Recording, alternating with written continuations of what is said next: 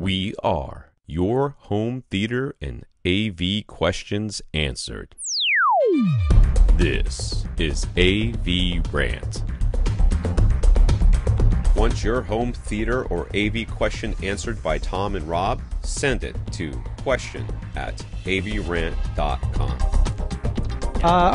Moving on to Karl. Now, I want to sort of apologize and give credit to Karl because Karl didn't actually specifically ask this question. Okay. But he was responsible for the last time we talked about this topic. Okay. So I'm giving him credit as having brought up this topic. We are now continuing it without Karl specifically asking us to do so. So this is just Karl inspired. He's not Karl inspired. That's very good. Anything. Yeah. Karl inspired. Karl inspired topic.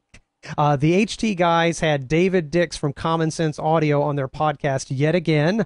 This time he tackled speaker myths, and it was a doozy. We must have thoughts about some of the things he said this time, and I bet we do, because Rob told me about this, or asked me about this. Did I hear it? And I told Rob that I was listening to that HT guys podcast, and I got maybe 90 seconds into this fellow talking. This was the first appearance he made on the show. Okay. And, no, I'll give it maybe 2 minutes. And the first second I heard something about bright speaker cables, off. Off. Like I hung in there past how the electrons travel on the outside of the wire. And the you got through that, eh? Yeah, I got through that. I had to pause at that point. I was hanging in there. I was like, okay. And then he said, bright speaker cable off. So I didn't listen to the rest of it. I'm very grumpy Tom about stuff like that. You know what I mean?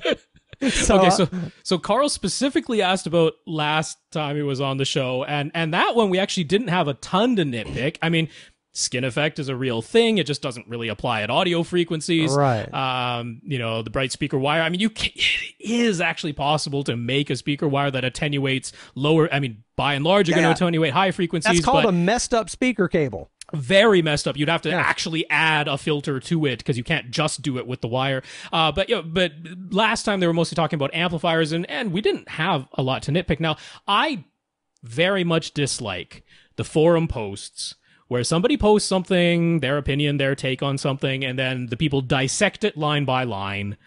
Yeah. I find those type of forum responses pedantic and annoying, and I don't want us to necessarily do that. So let's do exactly that right now.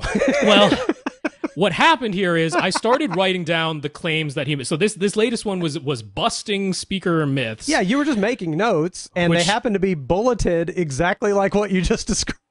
Because it would be really, really hard to purposely have this many wrong statements in a 20-minute period. Like, it was physically painful for me to listen to. Yeah. You have to have a lifetime of wrongness built up in you.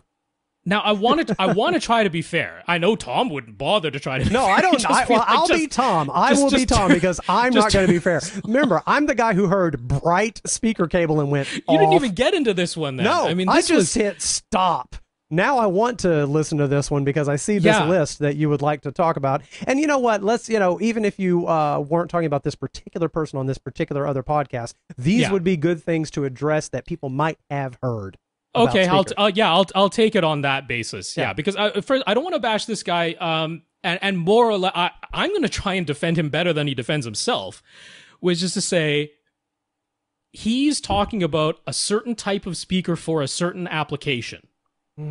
Sort of. No, well, he is, and that wasn't explicitly stated. Now that you have to go back to his very first appearance to understand the types of speakers that he makes and sells for the application that he intends them, and realize that that's where all of this is coming from. Now, they should state a reminder of that, because when he's making these blanket statements about speakers and materials and designs and stuff, it's sounding like he's saying for any application, right? If all you heard is this one episode, and that isn't the case, that would be very unfair, right?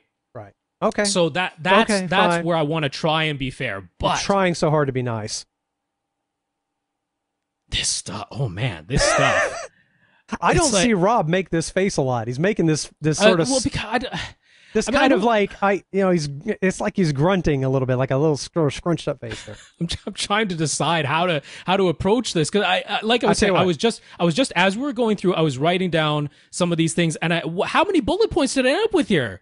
30, 25? I tell you what, we'll do a little role playing. I'll read each of these. No, we can't do all of them. That's too much. Okay, I was going to blast through them, but it's just too much. Okay. I was going to suggest a way to do it. Folks, you can go to htguys.com. It's the HDTV and Home Theater podcast. You can listen to it for yourself. Yeah, it's a good podcast, by the way, overall. I listen to them. Yeah. I still listen to them all the time. Yeah.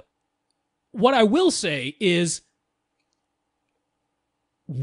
I can absolutely be wrong about 100% of the things that I say. I have no credentials.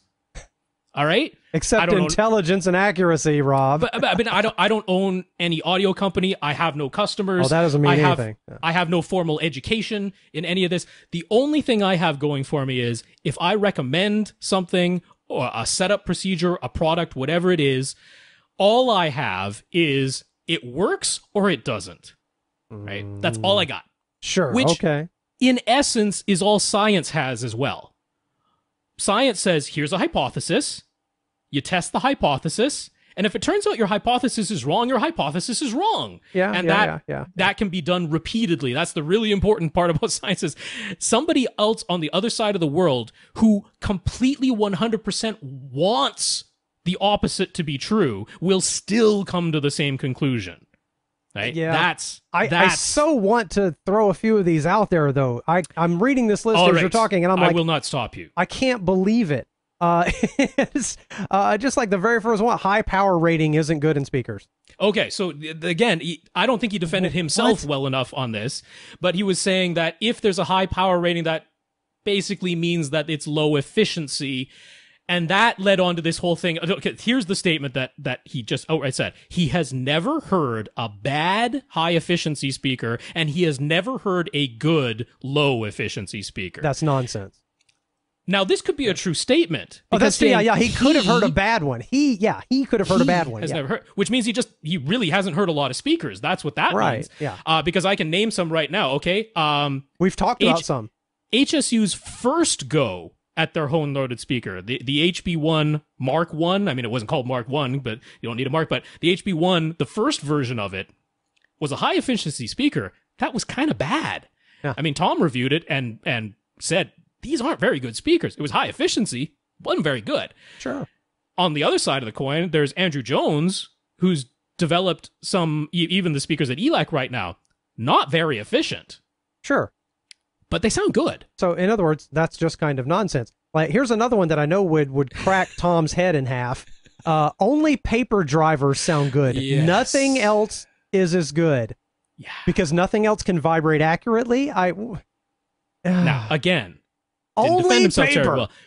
For his particular thing, which is he believes in the single driver. All right? Oh, one driver producing all of the sound for the speaker, which we talked about previously. Which is fine if you Karl. aim it directly at your head in one spot and you don't move. And you sit pretty close to him and you don't play him very loud. Because we said there are some really, really good single full-range drivers. We love them. We call them headphones. Yeah.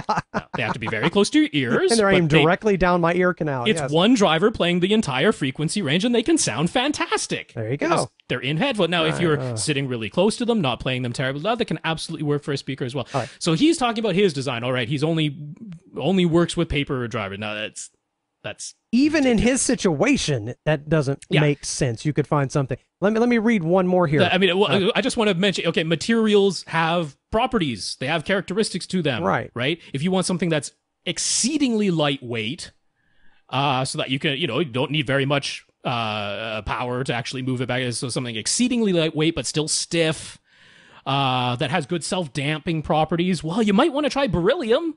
That's a metal, but that has those properties. Sure. And there are metal tweeters.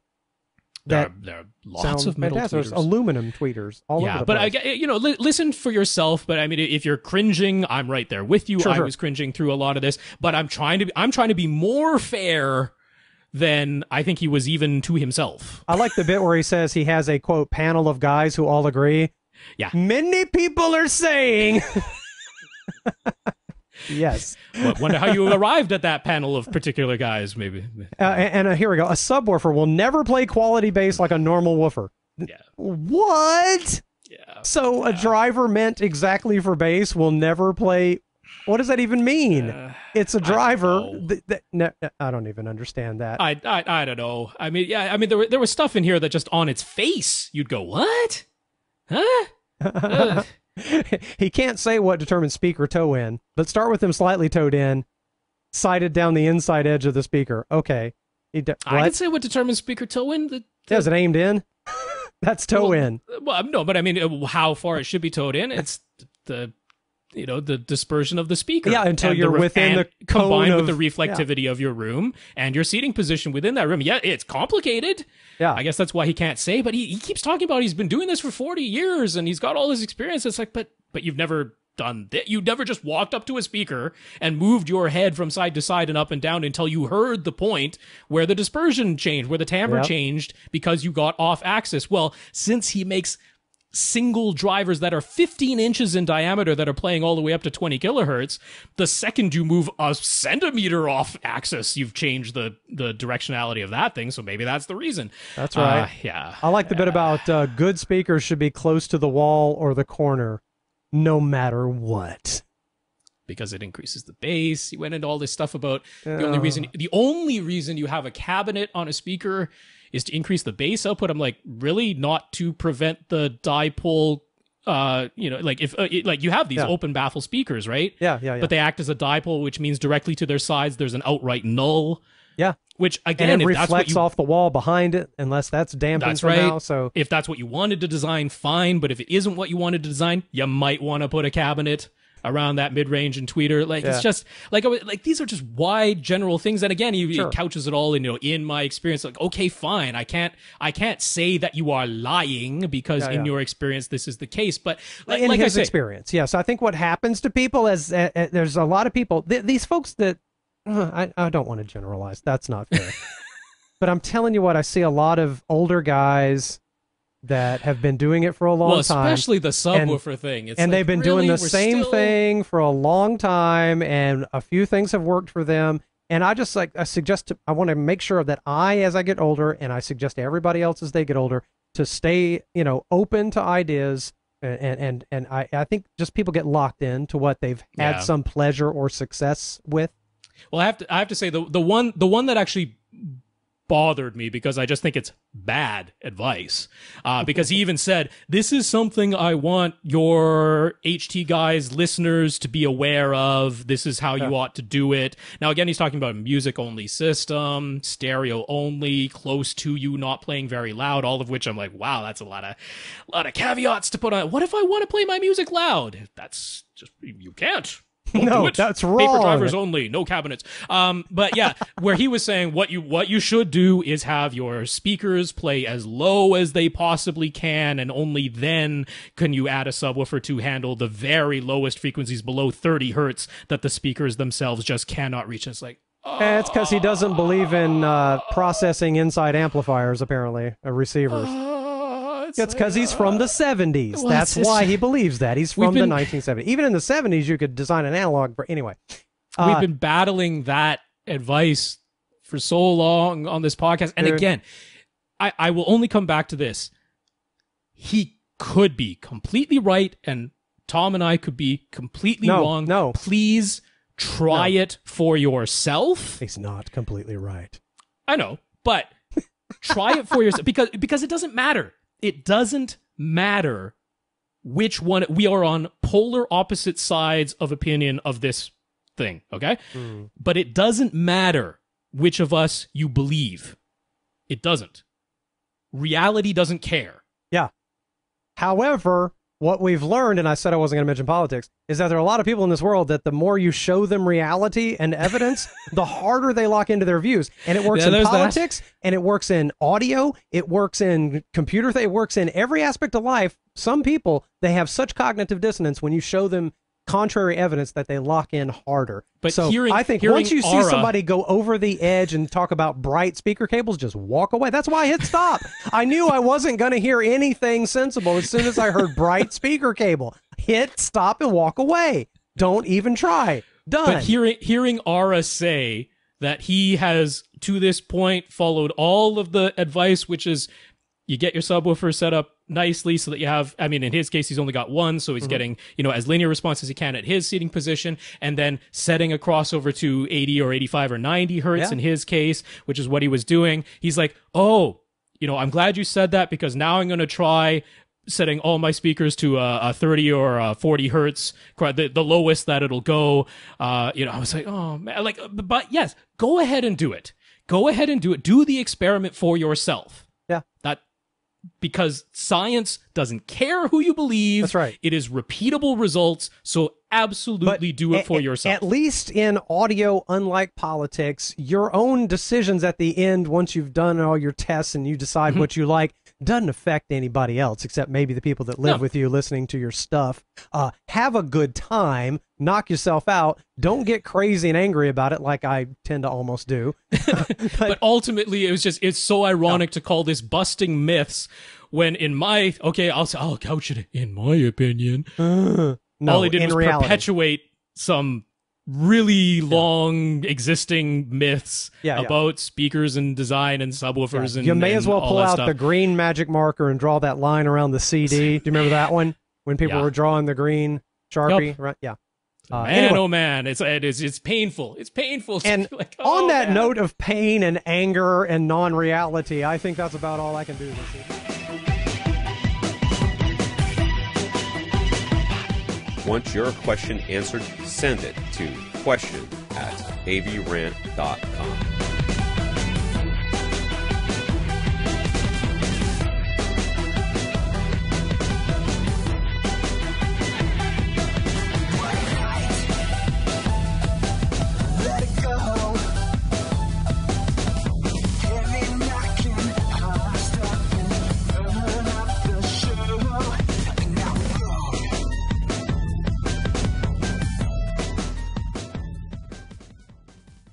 This is AVRant. Now go out and listen to something.